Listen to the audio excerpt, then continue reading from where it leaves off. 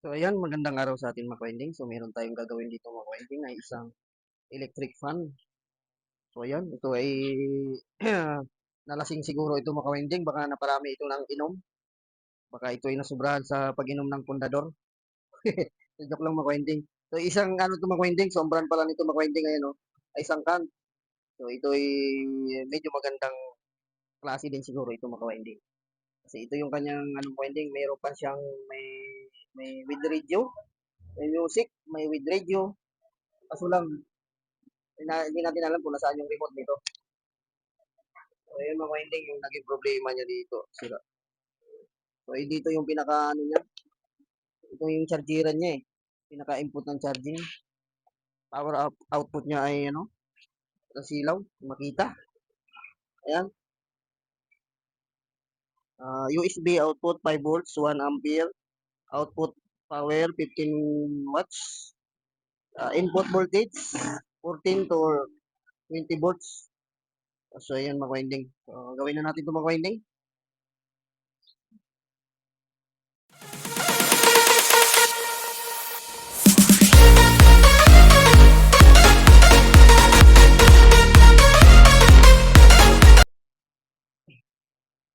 So, ayan mga winding, kalasin na natin yung kanyang housing na pinaka-spring.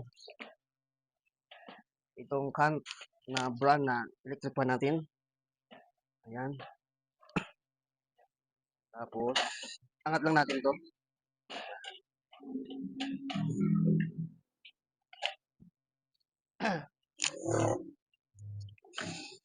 Uy, dapat pa. Ito ay 5 blade mga winding ang ginamit ng LC, 5 blade. So, ito mga winding, meron ng mga nakasingit na ano, mga tali-tali. Kailangan mag-winding itong kanyang tali. Dapat ito ay ano, laging nililinisin kasi pag ito ay hindi natanggal at pumasok yan doon sa bushing, wala na eh. Diyan masisira yung motor. So, so wala na itong power mga winding. Oh, wala na oh. Hindi na nagdi-display itong ano niya. So, i-try natin mga winding sa 12 volts na adapter.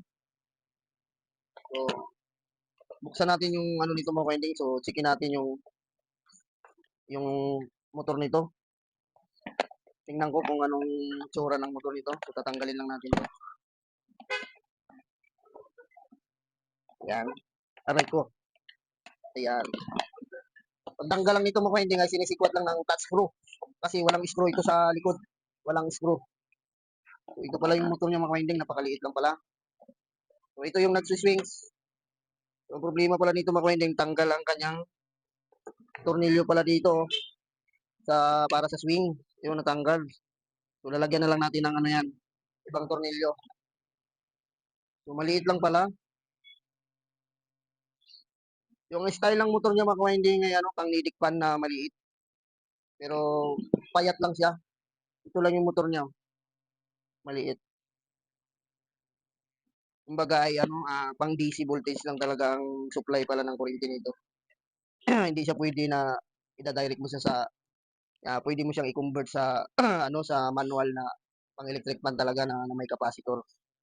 Ang nagda-drive sa kanya dito ay kanyang ano, may power supply siya dito sa harap nito sigurado.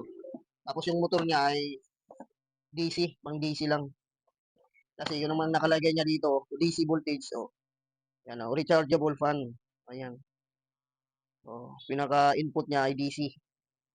DC power supply ang nagpapaandar dito sa electric fan na ito mga ka-winding. So tingnan nga natin mga ka-winding yung kanyang. So ito sigurado, ito yung battery niya. Ito yung lagayan ng battery niya eh. Alam ko. Kasi yung ano niya na, maliit lang yung motor. Ito ang battery niya oh. Ayan, may ubo pa tayo. Yung ginamit niya nitong battery ay ano, kung hindi ako nakakamali, lithium ito. Tingnan natin. Ayan o, nakalagay 12 volts. Ayan, 12 volts, 12.6. Ayan.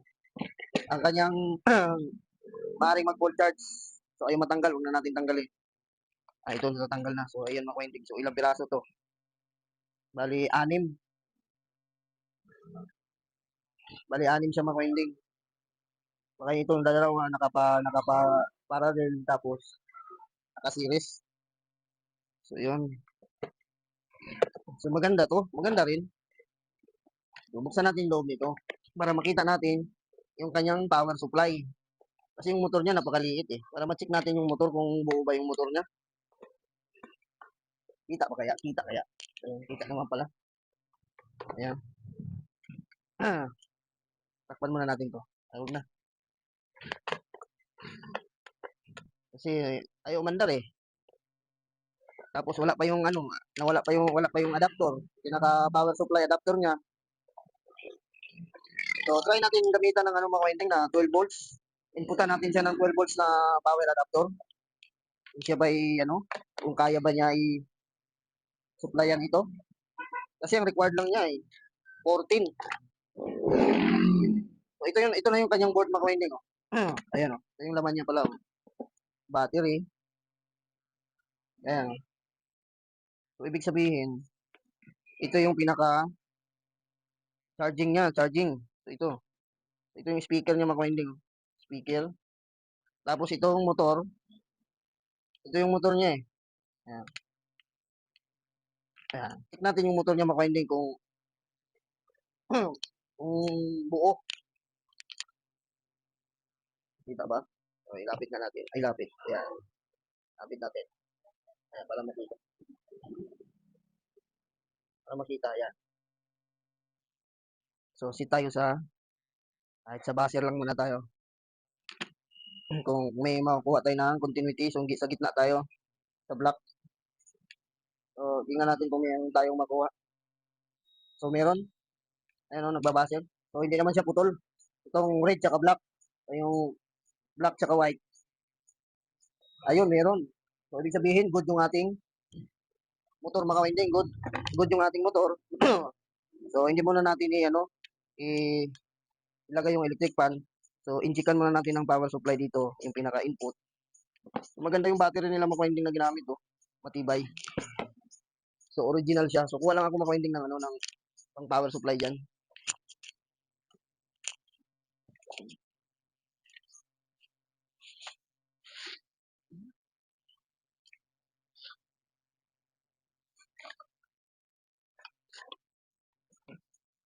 Yung kaya ito.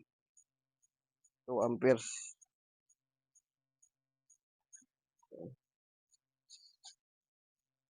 So, yun, meron ako ditong 12 volts. So, alam kung gumagana ito. Tingnan natin kung gumagana pa ba to. Power supply. Tingnan natin kung gumagana ito. Yung nakuha kong adapter. 12 volts ito. So, wala, sira. Sira itong adapter na nakuha ko. So, wala siya mga winding. Puputulin ko na lang to at gamitin ko yung pinakadulo nito. Ano ko na lang. Dugtong ko na lang.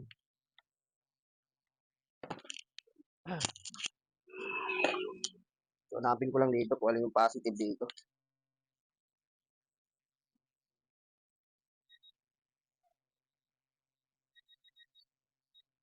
Positive.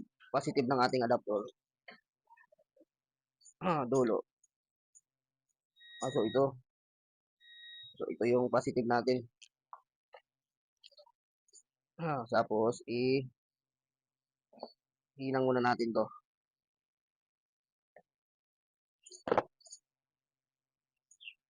So, itong ginamit ko mga winding pang 12 volts. 12 volts power supply. Kasi wala tayong 14 na available. So, tingnan natin kung ito'y gagana siya dito.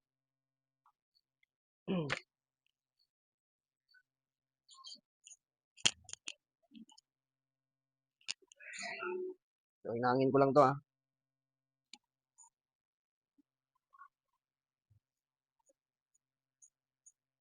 para hindi matanggal.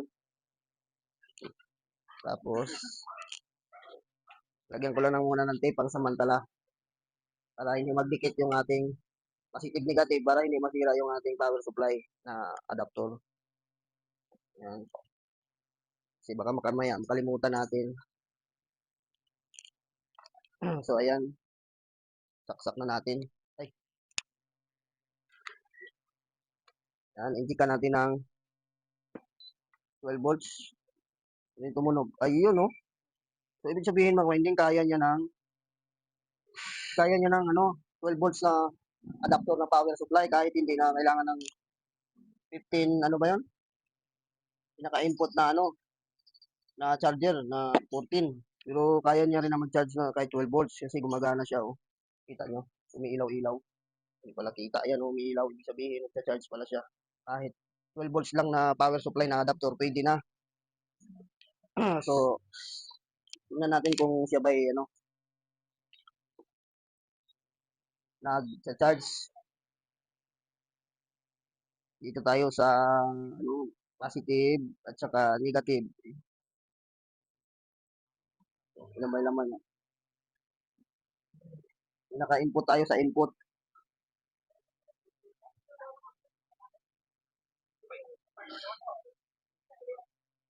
Pero 8 volts lang masusukat natin dito sa battery.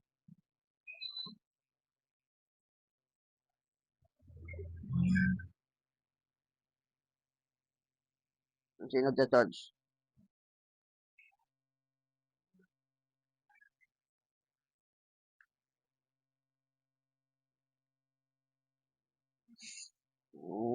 So, tanggalin ko muna at tingnan ko yung kung may laman ba yung battery niya. Ito yung battery niya eh. Ayan natin. Ano to? Ito yung battery. Tingnan natin kung may karga. Kung may laman pa ba to.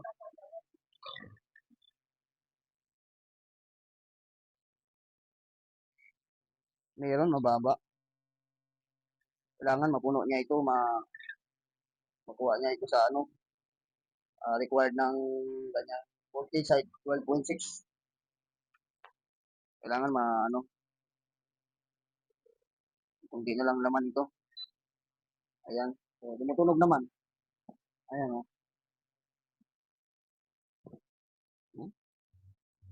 Tapos, charge na natin. Ayan. Naksa ko na o. So, nagkakarga. So, hintay natin yan. Kailangan ma-full charge yan to eh.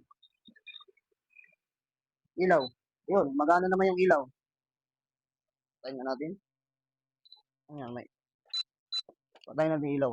Yun mo. Tingnan nyo mga kawinding kung may bumubukas yung ilaw. Pinutin natin yung ilaw. Ayan o. Magana naman. Patayin natin. Ayan. Yung kanyang radyo kaya. May radio ito eh. Ito yung sa niya, swing. So, plus. Tapos, sensor.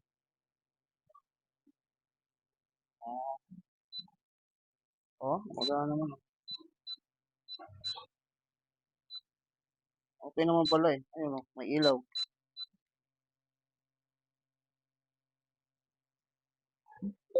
Ayun malakas yung kanyang radio eh. Ayun tumutunog. Maganda pala ito. Malakas.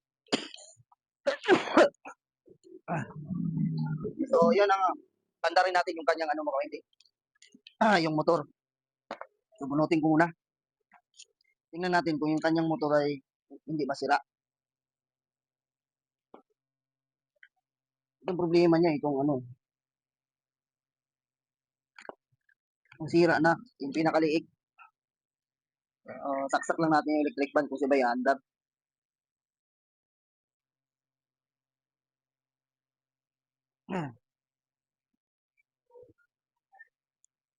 Ayan. So, paikutin na natin. Kung maandar yung electric fan.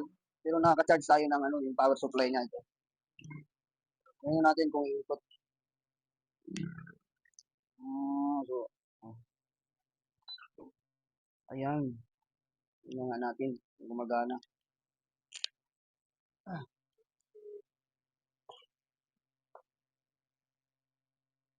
Tutukan natin yung mga winding yan. So, kung yan ay gumagana, tutukan natin. Lagyan natin ng Ayan. So, i-switch ko lang. Ay, ah, ayun, detect. Ay, umikot ah. Bakit kaya? Baka nalubat. Ayan. Umiikot naman siya kaso lang, bagya lang. Oh. So, hindi kaya. Ibig sabihin, lubat pa yan pag ganyan. So, ayan. Kailangan dyan ay may charge.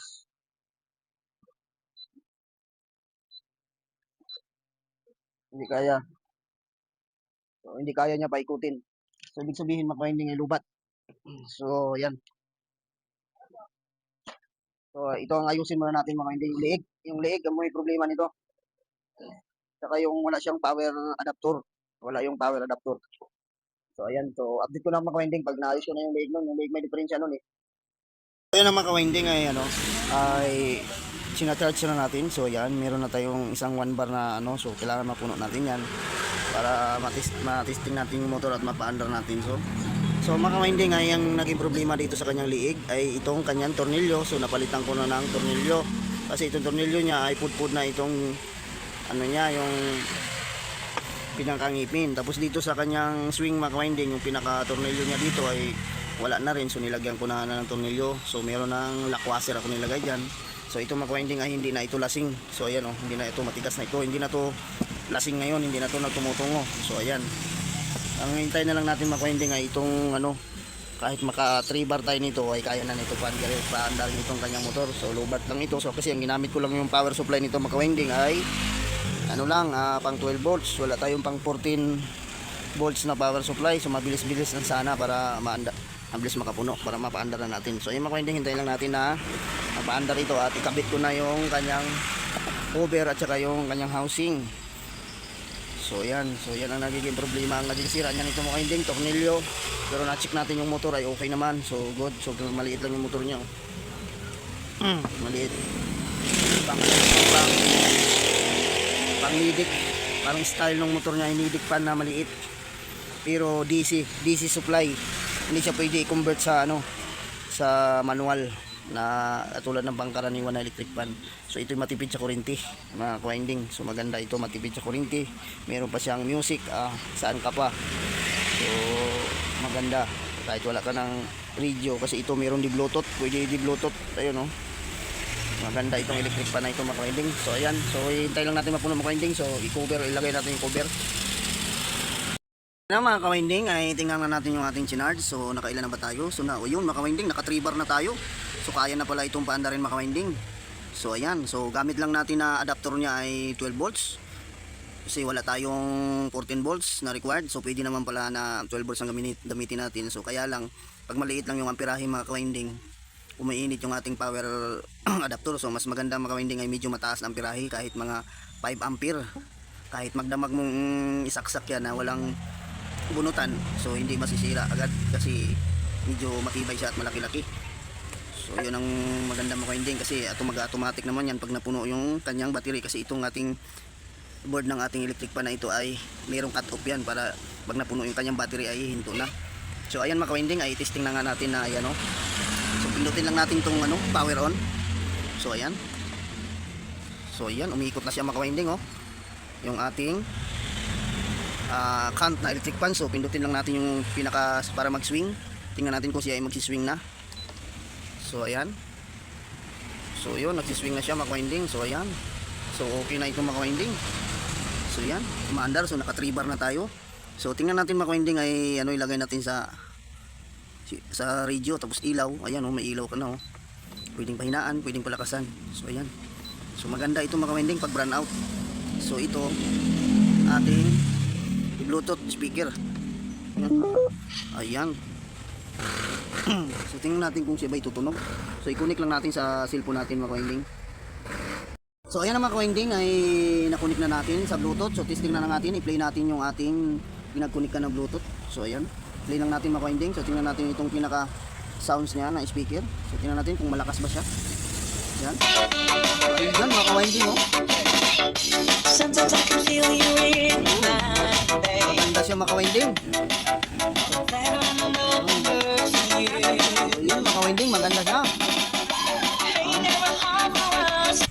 ganito mga kawinding yung kanya electric fan ay napakaganda. So pero mas gusto ko ito mga kawinding kumpara sa akin mga kawinding, kasi may electric fan ka na, meron ka pang music, pag nag-brown out may ilaw ka pa. So yun ang laking advantage dito sa electric fan na ito mga kawinding sa nakam. So para sa akin mga kawinding ay mas gusto ko to, itong electric fan na to. So yun mga kawinding, so play natin ulit yung sounds. Ayan.